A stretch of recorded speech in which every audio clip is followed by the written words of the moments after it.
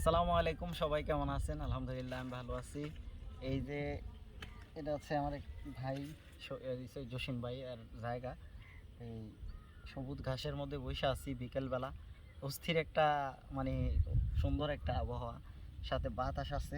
প্রকৃতিটা আসলে প্রকৃতি তার আপন আঙ্গিকে চলতেছে। অসাধারণ একটা মুহূর্ত, বিশেষ করে এখন বিকেলবেলা। বাতাসটা আসলেই অনেক সুন্দর। মেঘলা মেঘলা আকাশ, এই যে আকাশটা দেখাও, এই যে মেঘলা আকাশ, দারুণ প্রকৃতি। এই যে এখানে হচ্ছে এই সবুজ প্রকৃতির মধ্যে বসে আছি।